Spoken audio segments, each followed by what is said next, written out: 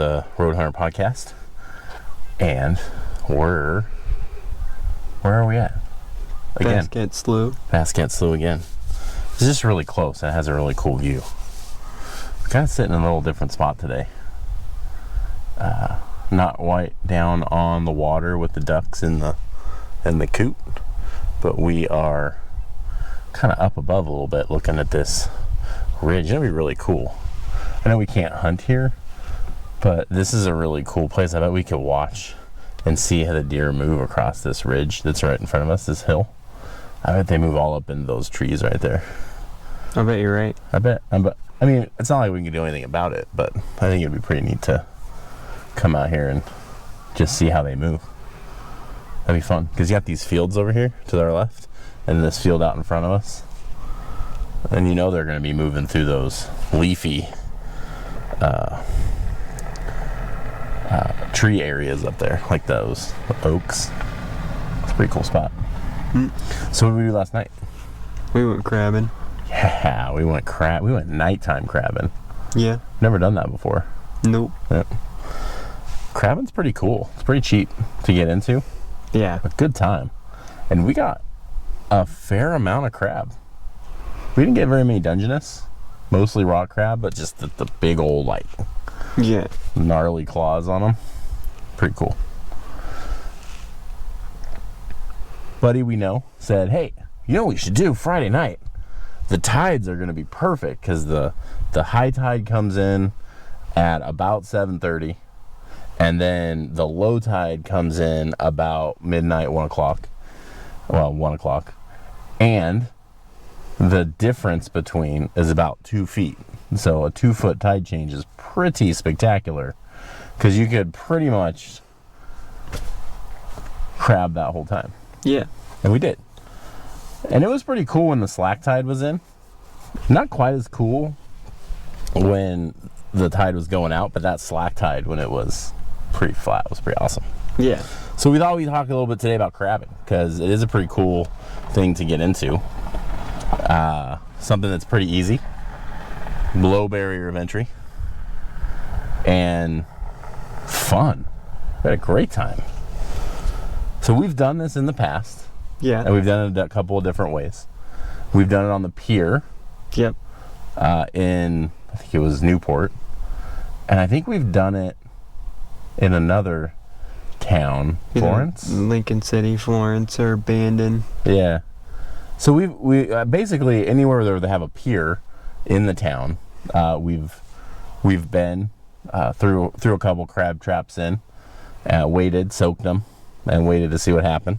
Haven't had a ton of success, but we've gone out on the boat, like a friend's boat, a couple of different times, and we do a lot better in that scenario. Yeah. So, but Friday night we were on the pier. And we've gone out to the pier in Newport in the past, and we've gone on a weekend day, so a Saturday or Sunday, and it's been shoulder to shoulder people, and you're like nudging your way in, trying to find a little bit of a spot that you can throw your traps kind of between other traps. The cool thing about this Friday night was there wasn't anybody there. We had the whole end of the pier and maybe like half of the pier down, and we had 6 traps, and we started on the right hand side and we went down to the end, and then once the tide started to kind of go out, we swapped sides and we went from the end of the pier down, and we just sort of moved down the pier until we found some crab. Yeah. So that's pretty cool. So I thought we'd talk a little bit today about what do you need to get started with crabbing, where to go, when to go, and then how to crab. All right. So you put together equipment. What do you need? What do we need to remember to put on our list to put in the truck to make sure we have a good experience crabbing? Well, you need the crab pods or rings. Yep, crab or rings traps. or pods. Or traps. Yeah. So those come in a lot of different configurations. There's really cool ones that are like beefy commercial industrial style that are pretty, relatively inexpensive but expensive in that $100 range. Bimart and Amazon has some of the square foldable traps. Those are in that like $30-$40 range. Yeah. And those are pretty good. Those will get you started. And then we have crab rings, Yeah. which are more netted with a wiry mesh on the bottom with a bait box. And then those will, the difference between the two is the trap itself, the ones that are like totally metal framed, Yeah. can soak a really long time. You can almost like throw those off the pier or whatever and then come back tomorrow and pull. Whereas the rings, they flatten out on the bottom of the ocean floor, and then the crabs can kind of like walk over and back. Yeah. Where the traps they'll walk into the trap, but then they can't get out. Yeah. So the rings you do have to pull Relatively. Fairly often. Yeah, we pulled Yeah. about every 20-ish minutes, something like that. Let the bait kind of sit there, get the scent going, pull some crabs in, and then pull them up. Whereas the traps that we had with us, those soaked a lot longer. We probably soaked those for like half hour, 45 minutes, Yeah. something like that. The other ones that we had, which were a lot of fun, I hadn't used these in the past, but they were crab snares, and they hooked to the end of a pole, like a fishing pole. Yeah. And they had these little ropes off of them, little wire rope, and then they had these loops on the end of those where the crab will get their leg in it, and then when you start reeling up, it cinches those down. And we actually pulled out quite a few rock crab that way. Yeah. And then we also had our hand snares. Yep, and then we had a flat round, so they're about this big, and they split in the middle and they fold. So when you toss them, they're like a taco. Yeah. And then when they land on the water, they flatten out flat, and then they soak to the bottom. Yep. And realistically, like every 5 or 10 minutes, we pulled those. Yeah. Or could have pulled them every 5 and 10 minutes. We didn't pull them every 5 or 10 minutes, but in the beginning, we would throw them out there, let them soak for 5 or 10 minutes, pull them back, and they'd have about 3 or 4 Yeah. crab in it. You leave them too long and there's no crab. Yeah, they just kind of like go across, eat, and then mosey on. But those are really cool. So if you want a lot of action, snares, hand snares or hand traps, And then the And then- rings. and then if you want to let them soak a little bit longer, you want the bigger rings or the traps. But we had sort of a combination of all of that, and it was a pretty busy night. Yeah. Like we were hopping, pulling pots and rings and snares all evening, so it kind of kept it moving. It wasn't as boring. Yeah. Couple of things that we had in here that we really need to make sure that we had with us. We needed the crab measuring tool, Yeah. and we'll talk a little bit about what's a legal crab versus what's not a legal crab here in a minute. Zip ties to zip tie our bait to the box and the box to the traps, and make sure that nothing like Yeah. pulls our bait out. You don't really need the trap, the box that goes on the trap. You just zip tie the thing to the actual trap, and then you should be fine. Yeah, and the bait that we used were, yes, you can do that with The chicken legs. chicken legs. The boneless thighs that we had, those are going to be a little bit harder to zip tie, because once you zip tie them and then it unfreezes and then softens up, Yeah. they'll just kind of like float away. So we did chicken, we did thighs and legs. That was our main bait. And then we had a buddy that came with some like fish heads and fish, like just old freezer burnt fish. So pretty much it's just like anything that's like no good anymore. So when you get freezer for burnt meat or whatever, and you're thinking like, I'm gonna throw all this away, well, you don't have to. You can just like keep it and call it crab bait.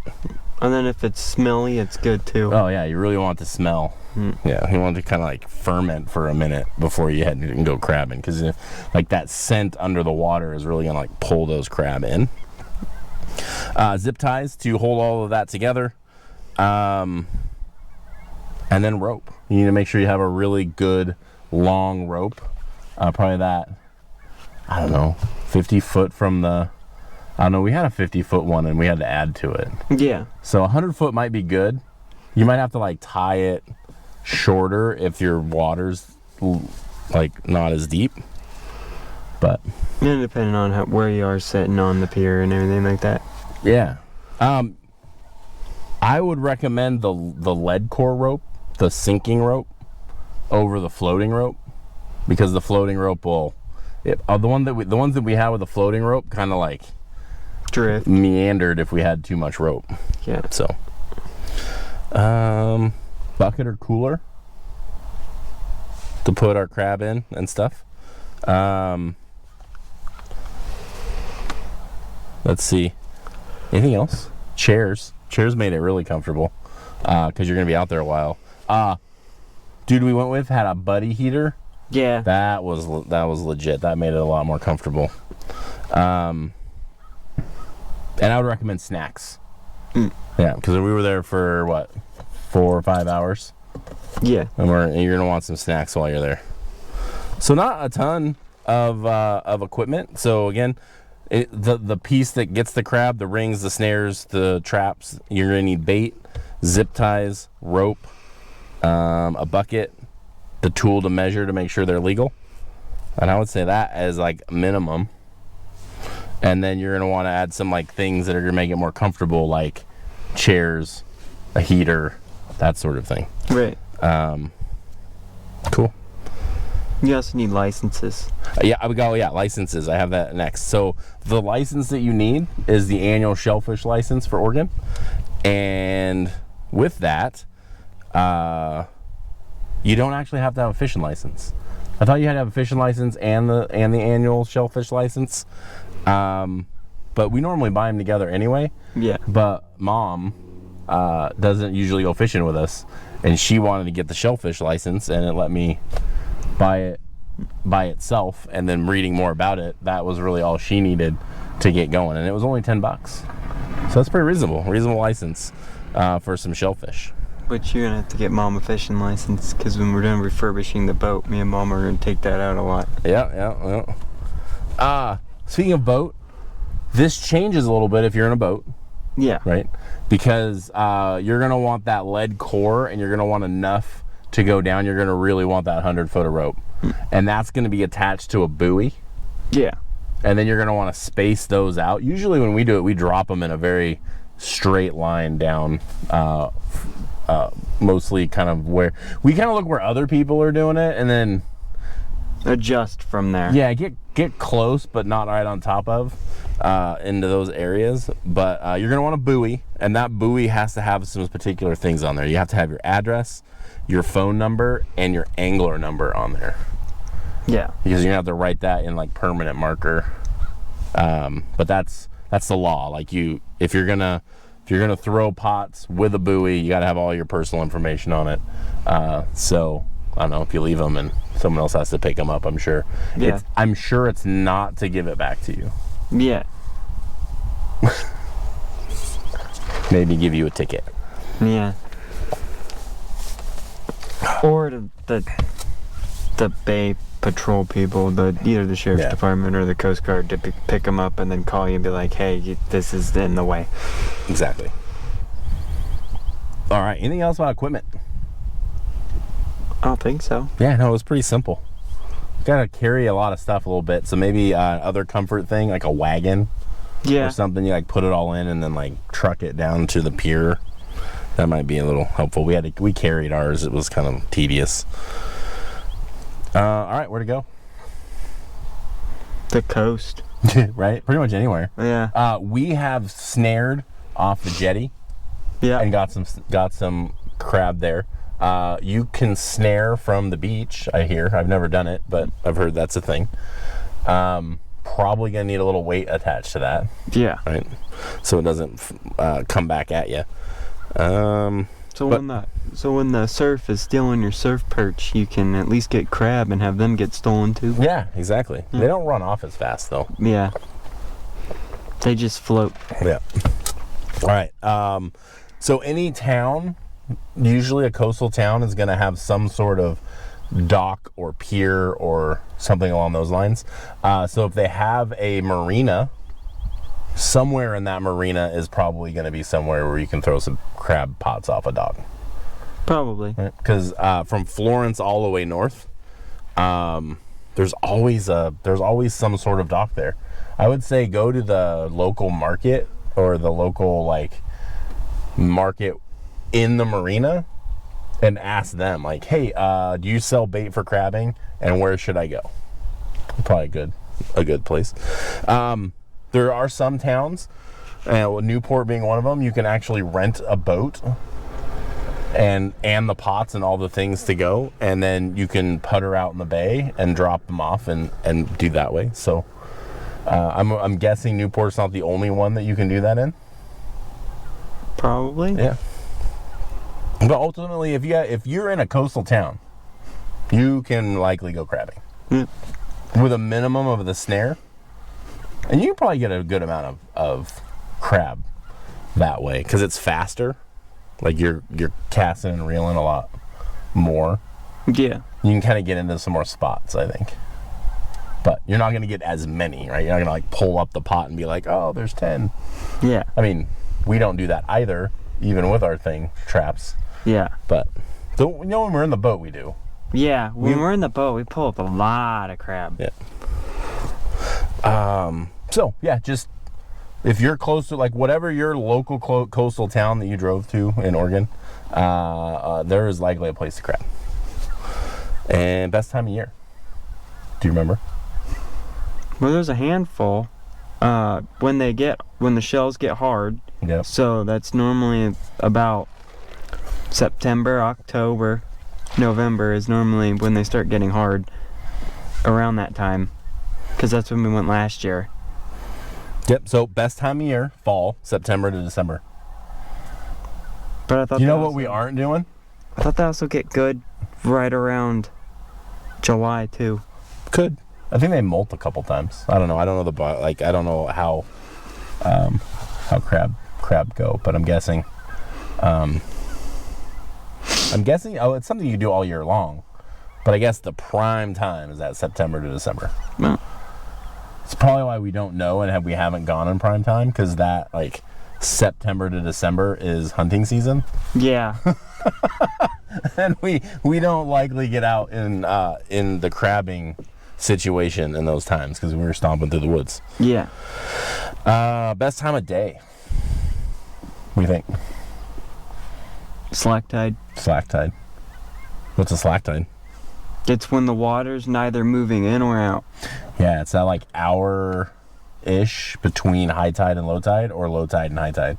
I mean, that's the same thing, but it's like if it's low tide and you're moving to high tide, that transition period, that 1 hour where it's sort of like not going in or out.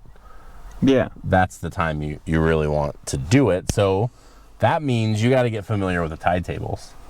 Yeah. Then every day, the tides are a little bit different.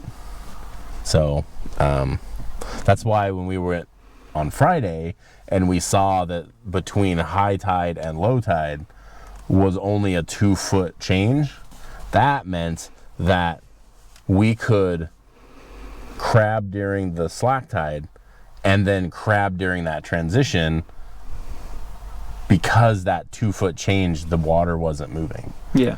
But if it was like a 10-foot change, man, that tide is ripping. If you throw your crab pot out there, you like watch your line get taut and it'll just like pull your crab pot across the bottom.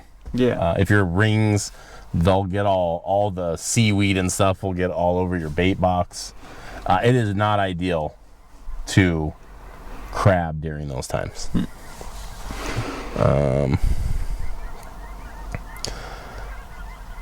You also don't really want to crab after a heavy rainfall.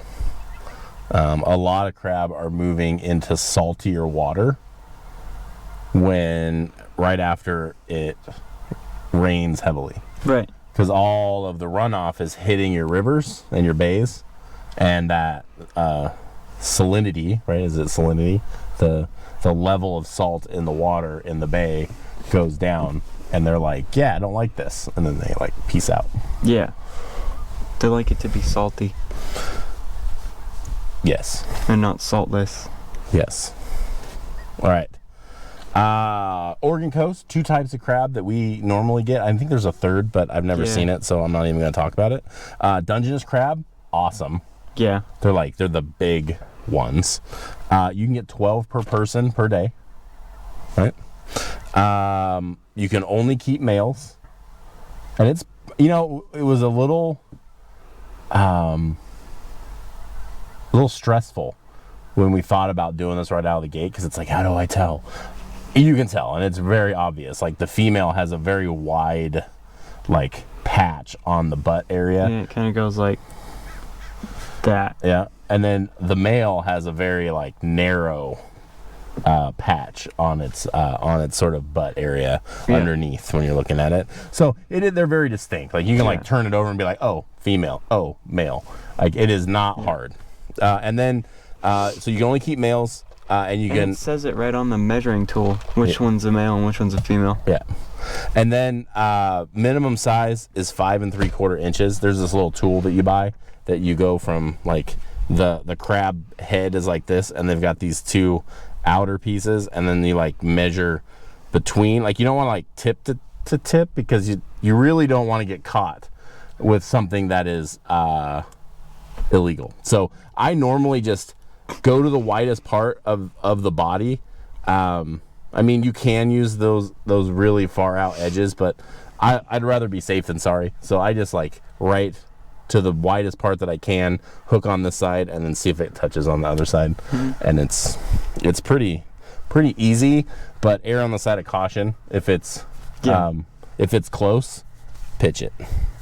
And then, so that's Dungeness crab, 5 3/4 inches. You can only keep the males. Yeah, in Oregon, because California and Washington are different, and usually they have the California and the Washington measurement on that little measuring device. Yeah. Rock crab, you can keep any size. You can keep males or females, and you can keep 24 per person per day. That's a lot. I mean, but the difference is like Dungeness crab, rock crab. Yeah, but their claws are huge. Yeah, usually it's like these really tiny little back claws, and they're super red. And then the big, and you'll find some of them that just have these like really super big front claws. And usually, if it's a bigger than average size, then we'll keep it. Right? Yeah. All right. Last thing that I really had on my talk about list here is, how did we do? We got 20 crab. Yeah. 2 Dungeness, and the rest were rock crab. But they were pretty decent sized rock crab. I think we got about, like, once we, the buddy that we went with, he sent me a picture this morning, and said, hey, I got a pound of meat out of the ones that we grabbed. That's pretty good. That's pretty good. So I'm guessing, since we got half and they got half, like, we probably got a pound of meat. So between the 2 of us, we got about 2 pounds of crab meat. Which is a lot of crab meat. Yeah, that's pretty good. So.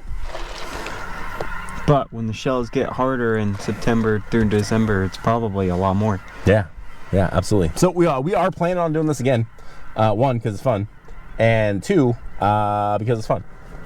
And crab is really delicious. Yeah. So we'll have maybe do one where you and I, or you, I, and the family head over, and maybe we'll film the next one. Yeah. And kind of walk through how we do it. We had a lot of people last night, and it was sort of a last minute thing. So I didn't want to like wing the video, so we actually just went and had fun. Yep. And didn't worry about filming. So yeah, I think that's all we got for today. Head on over to failedoutdoors.com. We got 3 flavors of coffee. Well, not 3 flavors, but 3 origins of coffee that you can get. Check those out. It is delicious. So we can ship it to you if you are in Oregon. Sorry for all of those that aren't in Oregon, but if you are in Oregon, it is worth it, because it is amazing. So try it. Anything else you got before we wrap it? Nope. All right. We are gonna see you next week with another fun video. We might bring a guest on to tell a funny story about maybe a miss. Yeah. A missed opportunity. Yeah. a missed opportunity from a noob. Yeah. Yeah. So should be fun. If I can get the technology to all work, it should be a good conversation. So thanks for joining. Thanks for listening. Get out, go crabbing. It's getting into springtime, and hopefully we'll have some more fun outdoor adventures when it's not pouring. Yeah. See you in the next one.